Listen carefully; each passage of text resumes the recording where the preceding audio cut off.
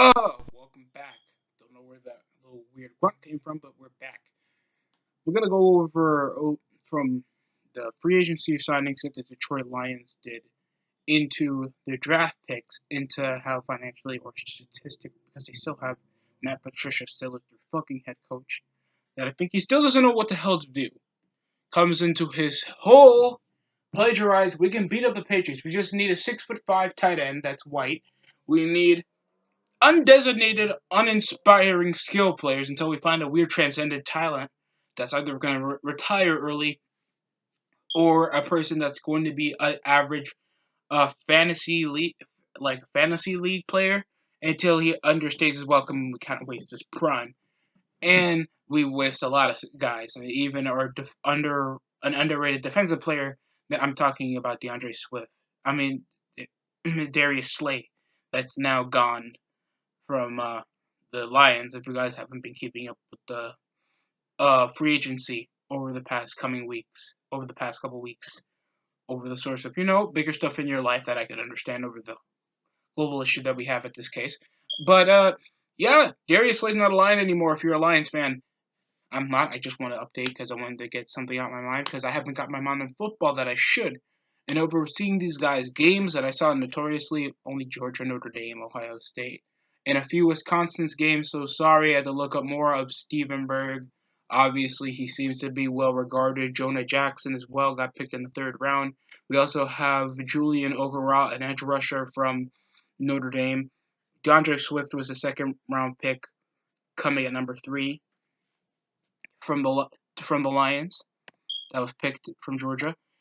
We have Jason Huntley from New Mexico. He's a decent speedster, but you're playing against guys like Appalachian State. How he keeps struggling off the deep end, he seems to have decent footwork, so probably going to put him up as a third string against many other rushers, or at least edge him out the bound as a fourth string because you picked up DeAndre Swift in the second round of the draft. And seeing how you guys been, carried off the coattails of Kerryon Johnson, you don't have that much running depth. Thanks, Kerryon Johnson was injured for a majority of the season. I was expecting a lot more off the draft on the defensive sense that they picked up edge rushers. They got Okuda at the first pick. That was a great pick at number 3. They're still saving up with Trey Flowers, Taylor Decker. I think he was overpaid in my opinion. He doesn't show that much of a reliance to block other than to block a second string quarterback than Matthew Stafford over a majority of what we've been getting. Jamie Collins, Daniel Mendola, they're still keeping up with TJ Hawkinson, that's still in a rookie contract. Oh, fuck. I don't think he even produced that much over his rookie year. All they can do is just jump up or just run routes. I barely seen him get targeted. And I saw some Lions games that I felt like, oh, wow, they're going to try to win a football game. And then they fuck up. And then we forget that we have a tight end until we chuck it up to to Marvin Jones or something, or we pull something out of our ass, and then we lose by 20 points. I'm saying that the Lions suck. And if you guys don't get it, then you're all dead to me. Okay. Alright, we also have John Penneshi, tackle from Utah. Didn't see much about him. Jason Cornell, 7th round pick at 21 from Ohio State. Shows to be a great defensive assist, especially at the nose. I think he can play good as an edge, and he can also look like he can play linebacker if he needs to. So, real cool dual threat that they can have because they don't have that many pursuing rushers on the blitz. And if it wasn't for Darius Slay, nobody would remember any type of name except Trey Flowers when is he going to get traded. It's a tough thing to swallow because I wanted the Lions to succeed. These guys went fucking 0-16 like 2000s, like the 2007 season. You expect at least some sort of faith on this football team. And I think they did pretty all right in the draft. I thought the quarterback position would need a bit more pizzazz. They did pick up Desmond Trufant to help some depth into the him being injury prone over his last few seasons in Atlanta. And I know their secondaries a bit weak. They did not pick a safety. It's mainly been corners they were getting. And linemen. So they're going to go just spread out zone, I guess, for a majority of the season, get beat by everybody because the Packers are trying to reload. The Vikings are still going to be all right. They still have Adam Thielen, Zach Rudolph. They still have some good threats. I mean, they lost Stephon Diggs. It's a big threat, but he's like in his prime. You expect someone to waste him over some tough playoff appearances, and the Bills are a young up and coming team that's willing to at least try to make themselves in this decade in the 2020s to make themselves notable in the playoff scene than the past 2 decades of not making one since '99 and will not even win the division until since like the mid '90s or something, back when they had Jim Kelly. So I'm expecting a lot more come from the Bills with their young quarterback and how uh oh my god, Jesus Christ, the guy they picked. I'll go over that later. I want to get more in back in the football mode because I'm too mixed up in pro wrestling. Mind you, I will do a SmackDown review, and of course I'll do AEW. And of course, in my mixed truth on my half truth brain, I thought of doing an NXT review until I saw NXT. So no. I can just pull it up real quick. That'd be really great if I ever was good at fucking anything in life. Because I really thought they were just mixed up on getting a safety, reload on the receiving core. They just got a punt returner / a running back. They picked up another decent running back.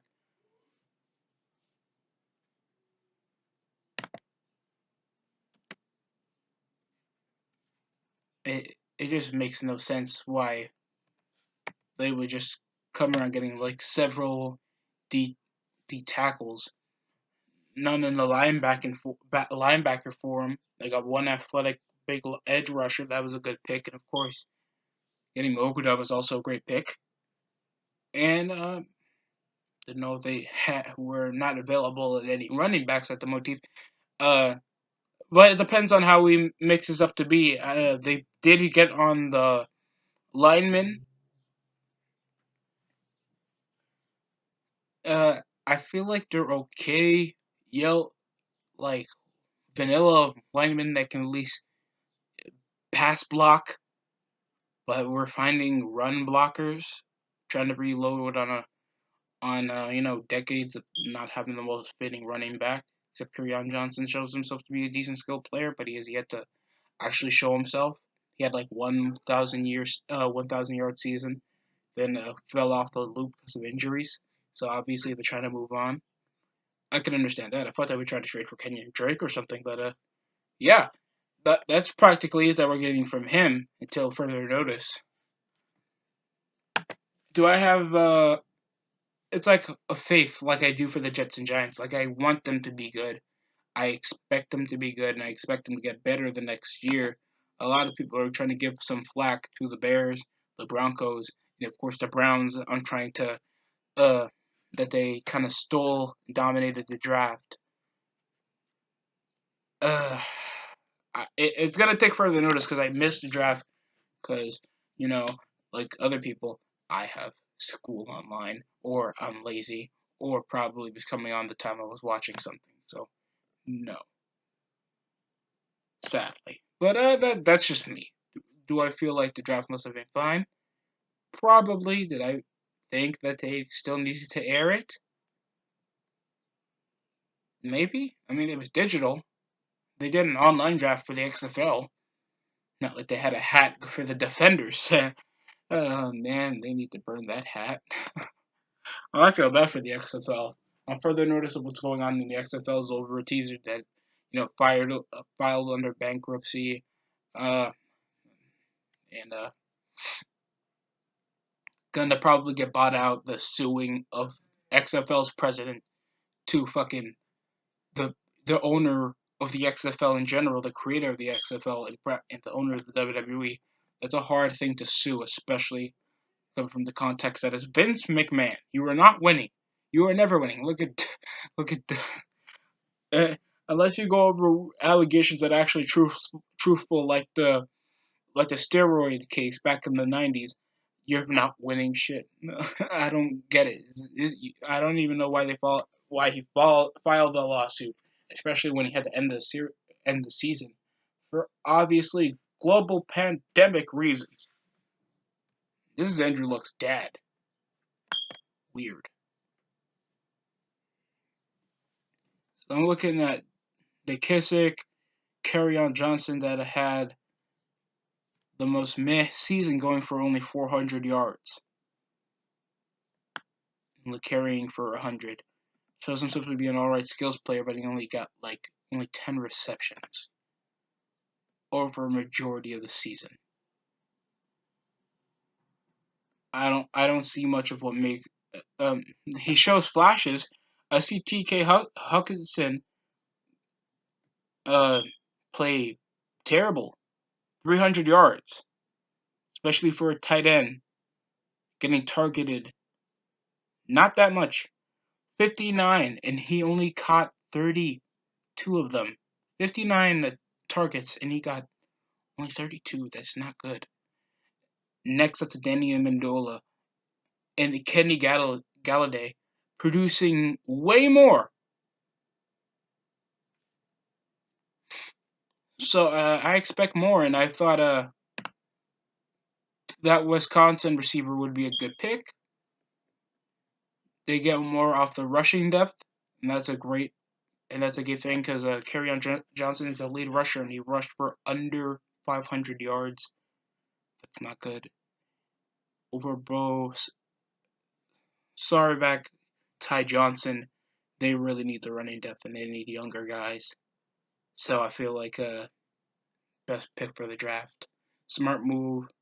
They're playing it safe. I feel like these were smart.